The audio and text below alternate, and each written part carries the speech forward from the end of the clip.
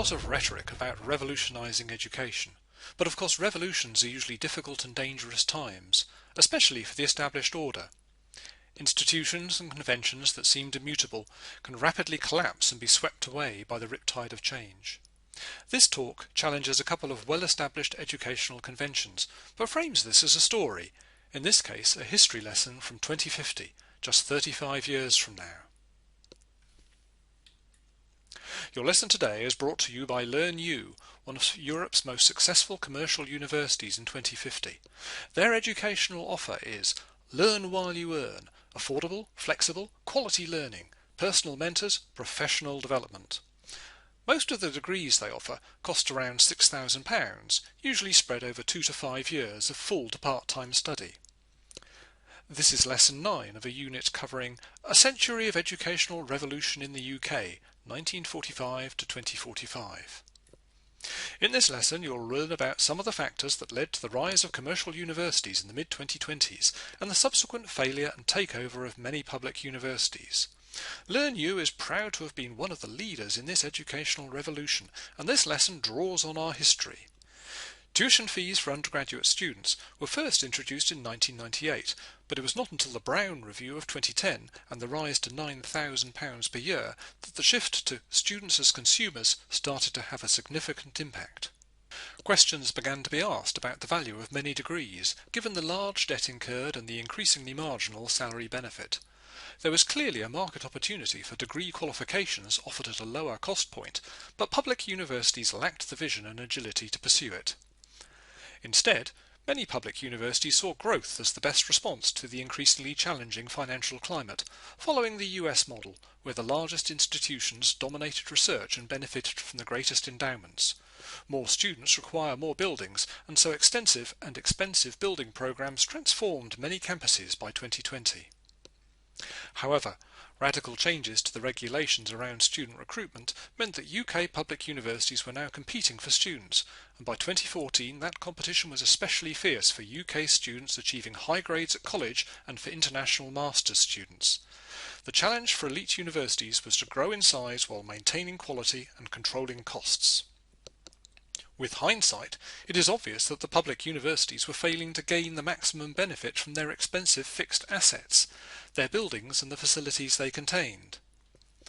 Degree programs were typically delivered using a pattern similar to that established by schools around 150 years previously, 9 a.m. to 6 p.m, Monday to Friday, 30 weeks per year.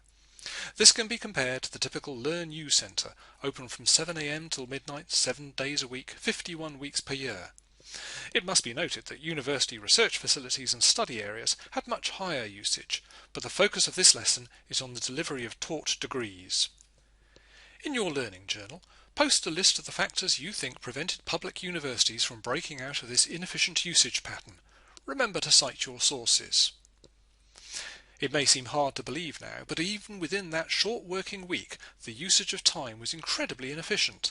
The timetable was based on 1-hour slots for administrative convenience rather than educational need, and much time was wasted by students moving between rooms. Lectures sometimes lasted for 3 hours, despite all of the research on active learning dating back to the 1990s. Needless to say, the modern approach pursued by LearnU is led by our ongoing research into effective and optimized learning. In your learning journal, review these 3 typical student timetables from 2018, calculate the active learning time for each, and reflect on the disciplinary differences between them. The 2015 Transatlantic Trade and Investment Partnership Agreement between the European Union and the US opened the UK higher education market to external commercial providers, but it was not until 2023 that edX and Coursera, 2 established US MOOC providers, gained the ability to award degrees in the UK. The threat to public universities was now very clear, but independent study in MOOCs did not suit the majority of learners. In 2024, LearnU was established by a consortium of European public universities and academic publishers, gained the power to award degrees, and opened an extensive network of learning centres in vacant retail units. The basic offer was a truly personalised and adaptive learning experience based on an extension of the MOOC technologies and pedagogies that had been developing since 2008. Our key innovation was the use of postgraduate mentors to facilitate small group seminars in high-quality virtual spaces, and for the learning centres to include cafe franchises so that the students could still socialise and discuss their courses face-to-face. Economies of scale and advanced automated assessment technologies have enabled LearnU and its competitors to offer degrees at a much lower cost than the public universities, and with greater flexibility of content and timing. Students have the freedom to earn while they learn, or take out a learning loan to enable them to fast-track their route to success. It's easy to see why around 60% of students now choose to gain qualifications this way. Finally, to prepare for your seminar, read these articles and write notes on this question.